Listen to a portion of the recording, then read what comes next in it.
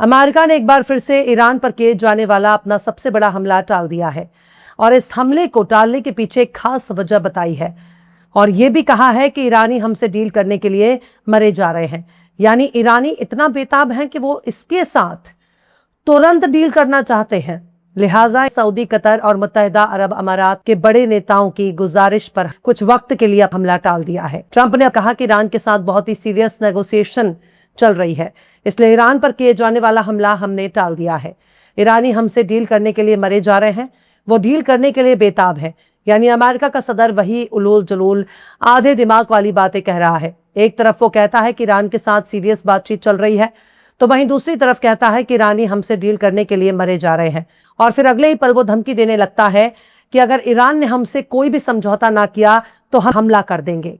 America को यह बताना चाहिए कि उनका बड़बोल सदर आखिर कहना क्या चाहता है। पर ट्रंप ने हमला टालने का फैसला क्यों किया?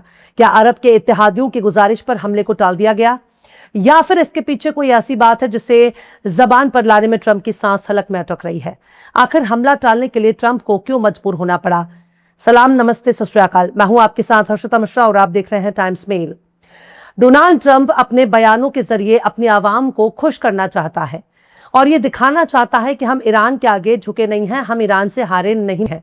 वो बार बार यही कहता है कि ईरान की इकोनॉमी बहुत बुरे दौर से गुजर रही है, उसकी नेवी खत्म हो चुकी है, उसका एयरफोर्स तबाह हो चुका है, इसलिए वो जल्द से जल्द डील करना चाहते हैं। ट्रंप ये भी कहता है कि ईरानी बातचीत में गेम खेल रहे हैं, डील पर राजी हो जाते हैं लेकिन हमारे पास दूसरा कागज भी भेज देते हैं जो पहले वाले डील से बिल्कुल अलग होता है। और यहां तो ठीक उल्टा हो रहा है। अमेरिका का सुबह दोपहर शाम अलग अलग बातें करता है और हर बात पहले वाली बात के खिलाफ होती है। ट्रंप धमकी दे रहे हैं कि ईरान के पास कोई न्यूक्लियर हथियार नहीं हो सकता, अगर डील अच्छी नहीं बनी तो बहुत ही कम वक्त के नोटिस पर हम हमला कर देंगे, हमला भी बहुत बड़े पैमाने पर होगा। पर सवाल है कि जो डोनाल्ड ट्रंप बार बार ईरान पर हमले करने के लिए बहाने तलाश रहे हैं, क्या वो सिर्फ ईरान के उन पड़ोसी मुल्कों की रिक्वेस्ट पर हमले को टाल सकते हैं जिन्होंने बढ़ चढ़कर ईरान पर हमले के लिए अमेरिका का साथ दिया था, अपनी जमीन और आसमान का इस्तेमाल होने दिया? पर साहब, असल माजरा कुछ और ही है जिसे डोनाल्ड ट्रंप अपनी जबान से कबूल नहीं करना चाहते। दरअसल पूरा खेल ही पलट चुका है। न्यूयॉर्क टाइम्स ने अपनी एक रिपोर्ट में खुलासा किया है कि अमेरिका के मिलिट्री अफसर अब ईरान पर बड़े हमले करने के लिए बहुत ही एहतियात बरत रहे हैं, यानी बड़े ही सावधानी से काम ले रहे हैं, क्योंकि ईरान ने अमेरिकी फाइटर जेट और बॉम्बर्स के फ्लाइट पैटर्न को बहुत अच्छी तरीके से एनालिसिस कर लिया है, जिसकी वजह से अमेरिका के फाइटर जेट और उसके एयरफोर्स को बहुत बड़ा नुकसान हो सकता है। इस रिपोर्ट में यह भी दावा किया गया है कि रूस की मदद से ईरान अपना एयर डिफेंस सिस्टम काफी बेहतर तरीके से इस्तेमाल कर सकता है और अमेरिकी जहाजों को ज्यादा आसानी से टारगेट कर सकता है। इस रिपोर्ट में यह भी बताया गया है कि अमेरिका और ईरान के दरमियान नाजुक सीजफायर समझौते से पहले ईरान ने अमेरिका के एक F-15E strike eagle fighter jet को मार गिराया था, जिसके बाद पायलटों की तलाश के लिए अमेरिका ने एक बड़ा मिलिट्री ऑपरेशन चलाया। अगर ईरान अमेरिका के पायलट को जिंदा पकड़ लिया होता तो वॉशिंगटन पर काफी दबाव करता। अमेरिका अफसर ने न्यूयॉर्क टाइम्स को यह भी बताया कि F-15E को गिराया जाना इस बात का इशारा है कि ईरान के लिए अमेरिका के जहाजों का परवाज करने का रूट यानी फ्लाइट पैटर्न ज्यादा साफ हो गया है। जैसे जैसे जंग आगे बढ़ी, ईरान ने अमेरिकी जहाजों को मार गिराने में कामयाबी हासिल करनी शुरू कर दी। मार्च में ईरानी हमलों में एक F-35 फाइटर जेट तबाह हो गया था और यहां तक कि ईरान ने दर्जन भर से ज्यादा MQ-9 रिपर ड्रोन को भी तबाह कर दिया। पर बात सिर्फ यहीं तक नहीं है। न्यूयॉर्क टाइम्स ने अपनी रिपोर्ट में यह भी बताया है कि रूस ने ईरान को अमेरिकी जहाजों के गैपिंग करने में मदद की होगी ताकि वो अपने मिलिट्री प्रॉपर्टी और एयर डिफेंस सिस्टम को बेहतर ढंग से तैनात कर सके। पर बात सिर्फ यहीं तक नहीं है। अमेरिकी कांग्रेस की हालिया रिपोर्ट से होने वाले नुकसान की जानकारी भी दुनिया के सामने आ गई है, बल्कि यूं कहा जाए कि यह जानकारी लीक हो गई है, जिससे यह पता चलता है कि 40 दिनों तक ईरान के खिलाफ जंग लड़ने में अमेरिका ने अपने 42 फाइटर जेट गंवा दिए। शायद यही वजह हो सकती है कि अमेरिका फिर से कोई बड़ा खतरा मोल लेना नहीं चाहता और अमेरिकी कांग्रेस की रिपोर्ट ऐसे वक्त में सामने आई है जब डोनाल्ड ट्रंप बार बार यह दावा करता है कि हमने ईरान की फौज को तबाह कर दिया, ईरान की नेवी को तबाह कर दिया, ईरान के एयरफोर्स को तबाह कर दिया। अब डोनाल्ड ट्रंप को यह बताना चाहिए कि जब ईरान की पूरी फौज ही तबाह हो चुकी है, ईरान बिल्कुल कंगाल हो चुका है, ईरान बिल्कुल सरेंडर की पोजीशन में आ चुका है, तो सीधे सीधे ईरान पर जाकर कब्जा क्यों नहीं कर लेते? वेनेजुएला पर तो कब्जा कर लिया था, ईरान पर कब्जा करने में क्या दिक्कत हो रही है? अगर ट्रंप ये दावा करते हैं कि हमने ईरान की पूरी फौज को खत्म कर दिया, नेवी को खत्म कर दिया, एयरफोर्स को खत्म कर दिया और इनके पास लड़ने के लिए कुछ भी नहीं बचा, तो अमेरिकी कांग्रेस की रिपोर्ट ही डोनाल्ड ट्रंप के मुंह पर तमाचा है, जिससे यह पता चलता है कि अमेरिका ने इस जंग के दौरान दर्जनों जहाजों को कुर्बान कर दिया। एक F-15 ई स्ट्राइक ईगल फाइटर जेट तबाह हो गया। इसके साथ ही KC-135 एयर रिफ्यूलिंग जेट भी तबाह हो गया, जिसमें से 2 पूरी तरह से तबाह हो गए और 5 डैमेज हो गए। इसके अलावा जंग के दौरान E-3 सेंट्री सर्विलांस जहाज को भी नुकसान पहुंचा है। जैसा कि हम आपको अक्सर बताते रहते हैं, ये वो जहाज हैं जो सऊदी अरब के प्रिंस सुल्तान एयरबेस पर खड़े थे और खड़े खड़े ही तबाह हो गए। रिपोर्ट्स में अमेरिका ड्रोन्स के नुकसान होने की जानकारी दी गई है, जिसमें बताया गया है कि 24 MQ-9 रेपर ड्रोन जंग के दौरान तबाह हो गए, जो फाइटर जेट की तादाद से कहीं ज्यादा है। इसके साथ ही यह भी बताया गया है कि HH-60W लड़ाकू रेस्क्यू हेलीकॉप्टर को छोटे हथियारों की फायरिंग में ईरान ने नुकसान पहुंचाया है।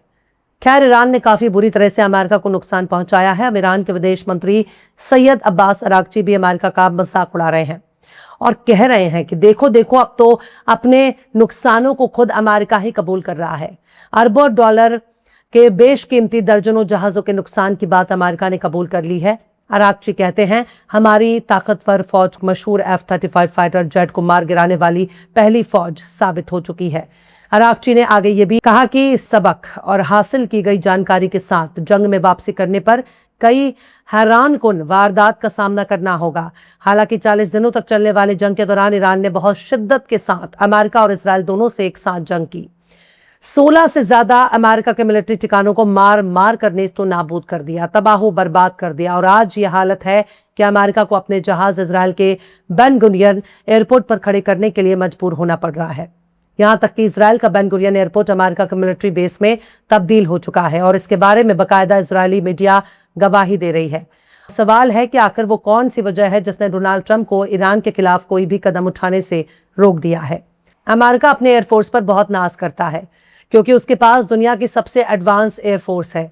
उसके पास F-35 जैसा जहाज भी है जो रडार में नजर नहीं आता, जिसमें ईरान ने जंग के दौरान ठोक दिया। अमेरिका जब भी ईरान पर हमला करेगा तब एयरफोर्स के जरिए ही करेगा। भले ही जहाजों के प्रवास के लिए एयरक्राफ्ट कैरियर का इस्तेमाल किया जाएगा, लेकिन ईरान पर जब भी हमला किया जाएगा सिर्फ और सिर्फ हवाई हमले ही किया जाएगा, क्योंकि ईरान की जमीन वैसी नहीं है जैसी अफगानिस्तान में थी, जैसी लीबिया में थी, जैसी सीरिया में थी, जैसी इराक में थी। बल्कि ईरान चारों तरफ से ऊंची ऊंची पहाड़ियों से घिरा है, फिर रेगिस्तान है, दलदल है। इतने सख्त रास्तों को पार करने के बाद आबादी शुरू होती है और वो आबादी भी इतनी शरीफ नहीं है कि अमेरिका की फौज को जमीन से दाखिल होने देगी या फिर उल्टे पांव भागने का मौका देगी, बल्कि पत्ता हिलने से पहले ही पेड़ को काट देगी। ईरान में मौजूद बड़े बड़े कबीले अस्करी तौर पर काफी मजबूत माने जाते हैं। वो अपने आप में ही ईरान फौज की तरह ताकतवर है। जब तक फौज आएगी तब तक अमेरिका के फौजियों की लाशें भी नहीं मिलेंगी। अगर अमेरिका ने ग्राउंड ऑपरेशन शुरू किया और ईरान के अनरिच्ड यूरेनियम को निकालने की कोशिश की तो अमेरिका की फौज के लिए ये खुदकुशी से ज्यादा कुछ नहीं होगा। पर बात इसमें थोड़ी और अलग है, जिसके बारे में अमेरिकी मीडिया ने लिखना शुरू कर दिया है। खैर, अमेरिका फिलहाल के लिए तो बहुत बड़े सदमे से गुजर रहा है, अपने लोगों को भरोसा नहीं दे पा रहा। इसलिए इस तरह की जानकारी अगर लीक हो रही है तो अमेरिका यकीनन अब सुपर पावर नहीं रहा। ईरान यही कह रहा है कि अब अगर फिर से हम पर हमला होगा तो ऐसे ऐसे हैरानकुन हथियार देखने को मिलेंगे जिसकी तवक्को अमेरिका ने नहीं की होगी। हो भी सकता है कि ईरान के पास पहले से ज्यादा टेक्नोलॉजी और हथियार आ चुके हों जिसके बारे में अमेरिका ने सोचा भी नहीं होगा। अगर ऐसा हो जाता है तो अमेरिका की तारीख में अमेरिका के लिए सबसे बड़ी शिकस्त कोई दूसरी नहीं होगी। एक छोटे से मुल्क पर अमेरिका और इजराइल जैसे 2 बड़े ताकतवर मुल्कों ने हमला किया और बदले में खुद ही पिट कर चले आए। फिलहाल इस खबर में बस इतना ही। यह एपिसोड आपको कैसा लगा कमेंट बॉक्स में जरूर से बताइए। पसंद आए तो लाइक करें, शेयर करें और बेबाक निष्पक्ष स्वतंत्र पत्रकारिता को सपोर्ट करने के लिए हमारे चैनल टाइम्स मेल को जरूर से सब्सक्राइब करें और बेल आइकन की घंटी वाली बटन जरूर से दबा दें ताकि आपको हमारे आने वाले नए वीडियो की नोटिफिकेशन फौरन ही मिल जाए। फिर मिलते हैं किसी और वीडियो में एक नई खबर के साथ। हर्षिता मिश्रा को दीजिए इजाजत। जय हिंद। अगर अभी तक आपने हमारे चैनल टाइम्स मेल को सब्सक्राइब नहीं किया है तो जल्दी से सब्सक्राइब कर दें और बेल आइकन भी प्रेस कर दें।